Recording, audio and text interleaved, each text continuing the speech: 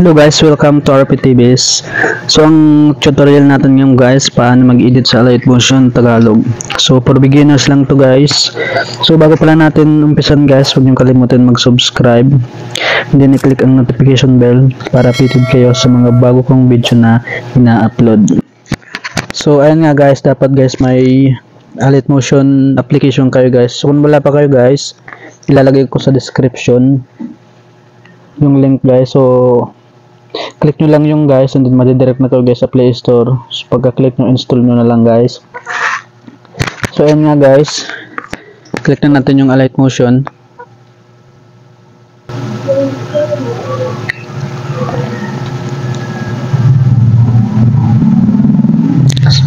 So click natin yung X guys sa bandang kaliwa guys.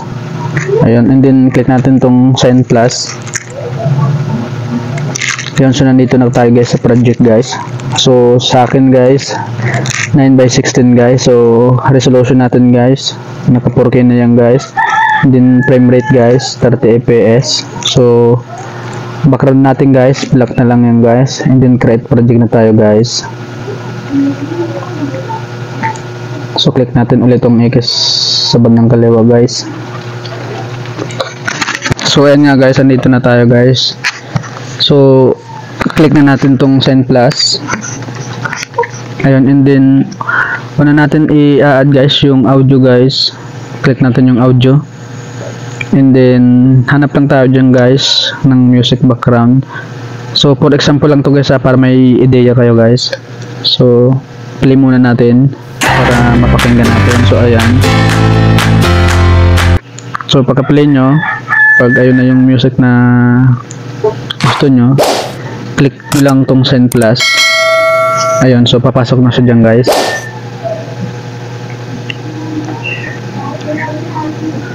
So sunod naman guys, picture naman guys, back muna tayo. Ayun, din click natin ulit on Sign Plus. And then media, click natin yung media, and then hanap tayo ng photo guys. So for example guys, ako guys, ito guys. Ayan. So ayusin ko pa siya guys. Pero kung saan nyo guys, okay na guys, huwag nyo nang galawin guys yung picture. So ayan, ayan na, naayos ko na.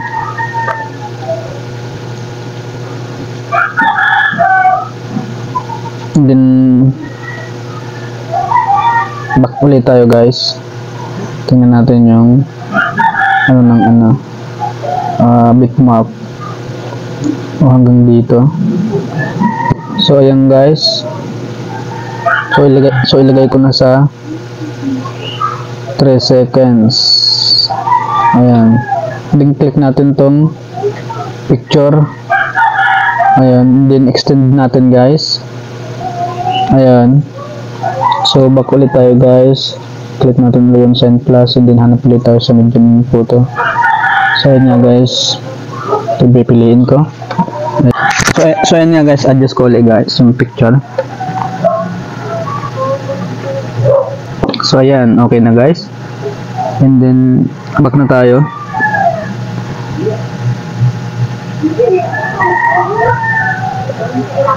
So ito palang picture guys na panghuli. Extend natin siya guys. So magiging 6 dapat yan guys, 6 seconds. So click natin siya guys. Ayan. And then ayan, mga 6 seconds lang. Ayun, and then extend. Yun. And then back tayo guys. Ayan. So cut na natin to guys. Itong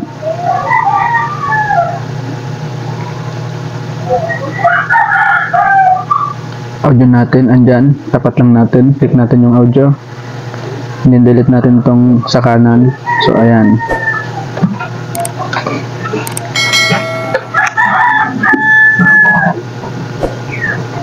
so try natin i-play guys.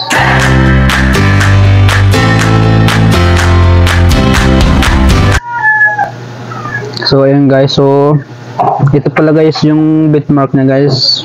Ma-identify natin siya guys kasi Kaya parang may paliit siya tapos biglang lalaki yung ano niya. So dyan mismo sa pinaka ano, yan na yung bit pack niya. So dyan natin siya lalagyan ng line. Ayan, dito. Ayan. So dito na natin yung guys sa gitna guys. Ayan.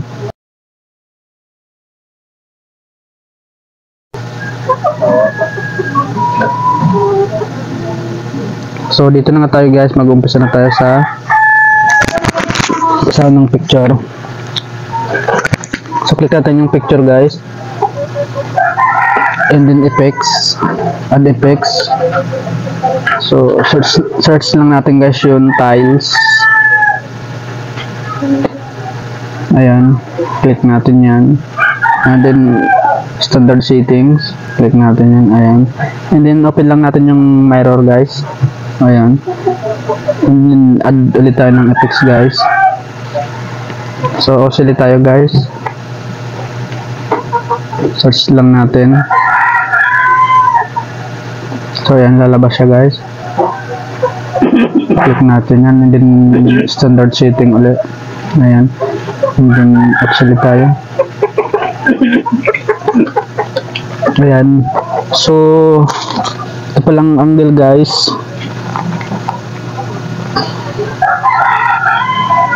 So 0 natin yan guys, 0.0 degree.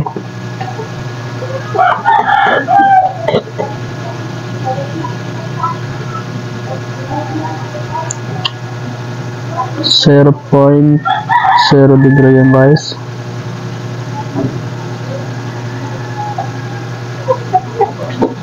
Ayan, and then dito naman guys sa frequency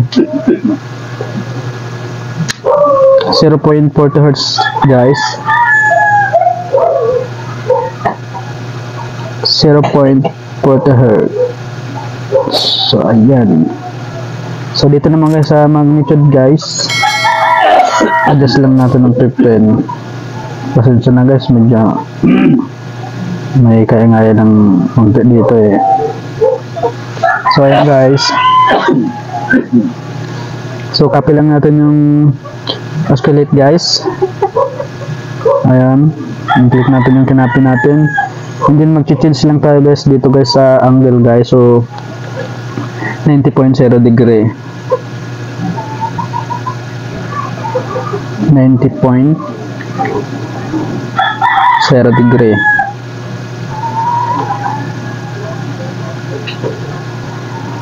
Oops. Ayan, and then dito naman guys sa frequency, so 0.30 Hz lang guys. Ayan, and then dito guys sa magnitude 25. So ayan guys. So mag-add na ulit tayo guys ng effects. So swing guys, swing. Ayan, click natin yung swing, and then standard setting. Ayan, click natin yung swing, and then dito guys sa frequency 0.8 Hz guys, 0.80 Hz. Ayan, and then dito naman guys sa angle 1, negative 1.0 degree, negative 1.0 degree. So ayan guys, so dito naman guys sa angle 2, so positive 1.0 degree.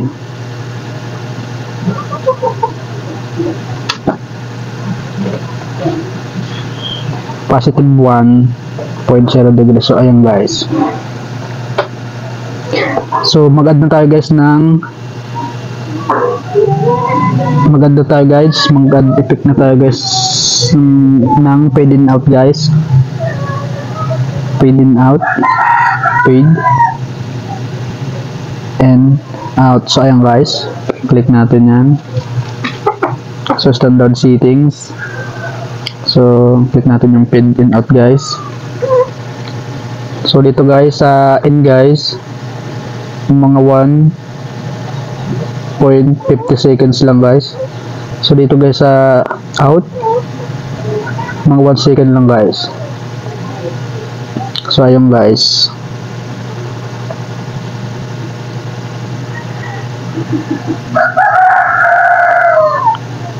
So try natin guys i-play. So ayun guys, so dito na tayo guys sa pangalawang picture. Back natin yan, ayan. So dito guys, pag i-split natin to guys, ayan may mga mark na yan guys na pula. So para hindi tayo mahirapan guys, pagka nandyan, click natin tong arrow sa bandang kanan. So ayan, then split natin guys, click natin yung picture, then split natin, click natin yung arrow sa kanan, ayan, then click natin yung picture, split, ganun ulit guys.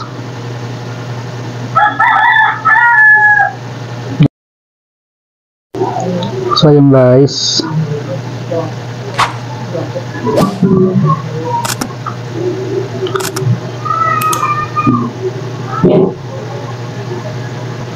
So dito guys sa una guys,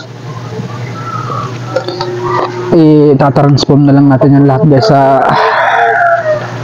bawat ano guys, bawat picture na inan natin dyan, in-split. So ayun guys, click natin yung guys picture na yun, ayan. And then effects na tayo guys. So add effect, so tiles guys. So andyan na yung mga tile, ayan. And then open lang natin yung mirror guys, ayan. And then add effect ulit tayo guys. So oscillate guys, ayan. And then dito tayo guys sa angle guys,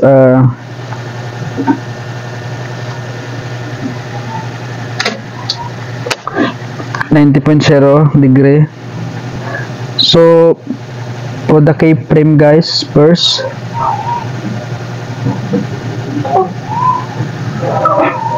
.0 degree, .0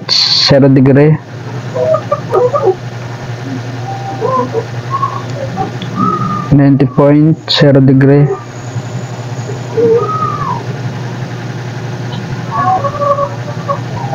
Ayan. And then sa last keyframe, so click lang natin tong arrow guys sa kanan, yan, para sakto yan. And then for the last keyframe guys, mga 70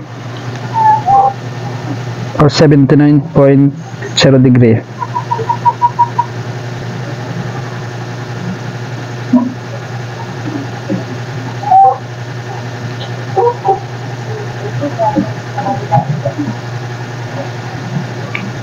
.0 degree. So ayan guys.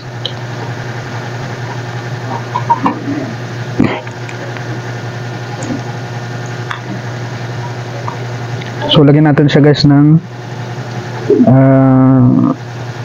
crop guys. Click natin yan, ayan. And then ganun lang yung style niya guys, yung forma, ayan.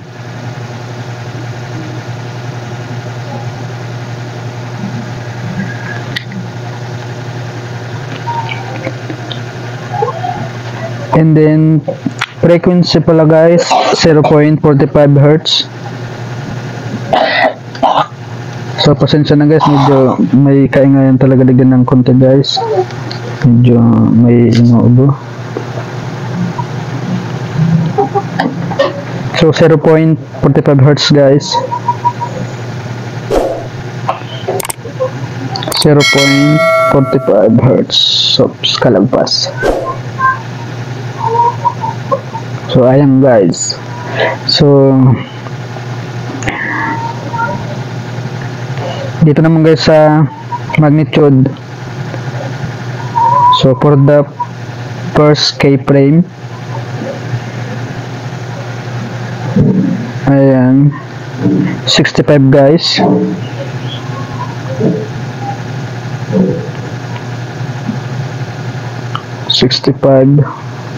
For the first keyframe. Up, yun. And then last keyframe guys, 00 na guys. So ayan guys. So mag-add na ulit tayo guys ng swing.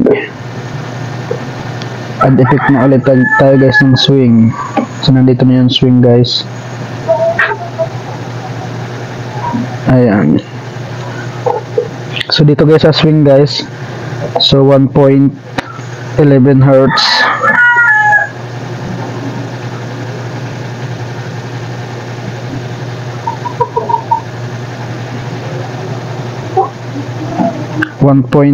Hertz guys.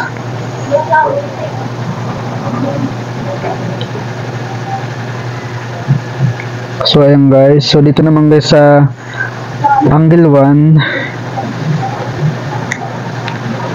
So negative 2.5 degree.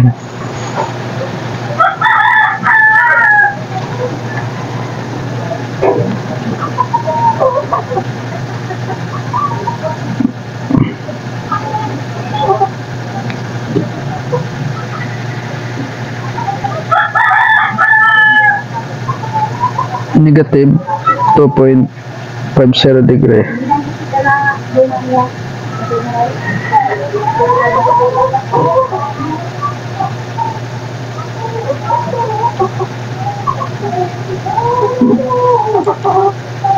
So ayan guys, and then dito naman guys sa angle to 2.5.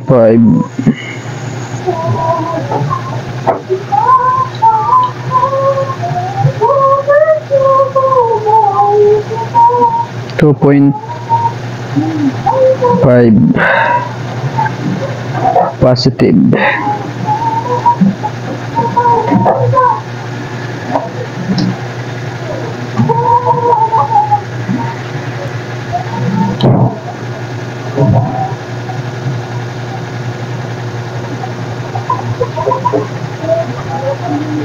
So ayan guys.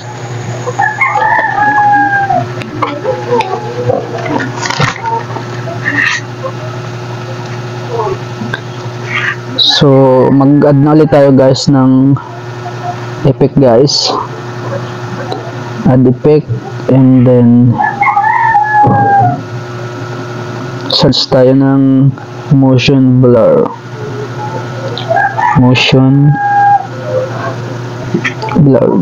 So ito guys, and then standard settings. So click natin yan guys, then adjust natin to guys sa 1.70 guys. Ayan guys, and then mag-add na tayo guys ng exposure gamma.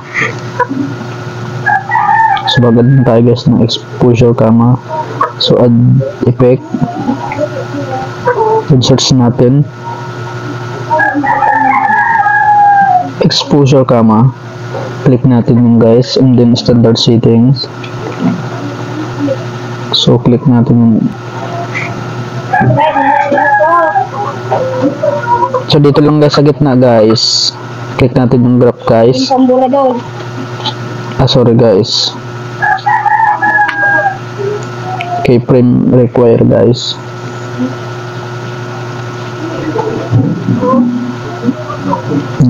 Click natin yun, and then sa last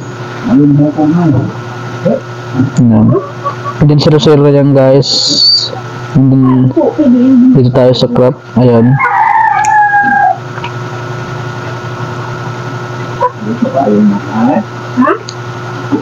So, ganyan lang natin guys. Ayan.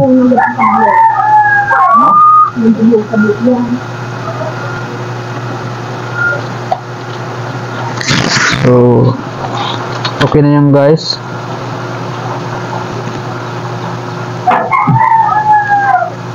Try natin guys.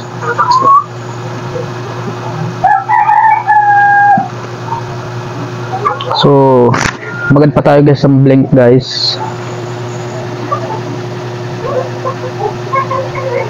Click natin yung picture, effects, and then add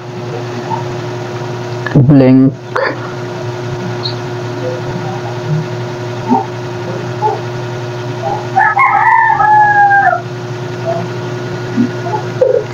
So ayan guys, standard settings, blink, 16 na natin siya guys.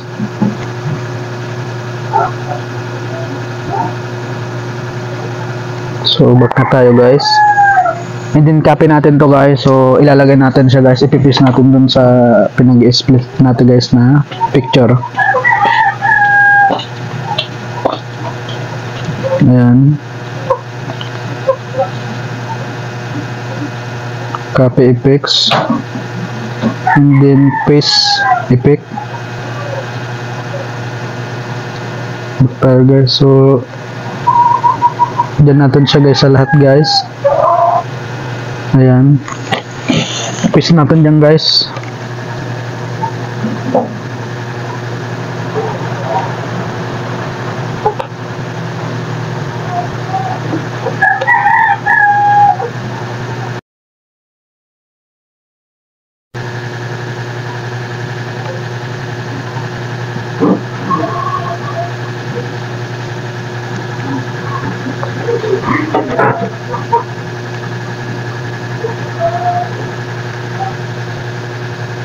Subak natin guys.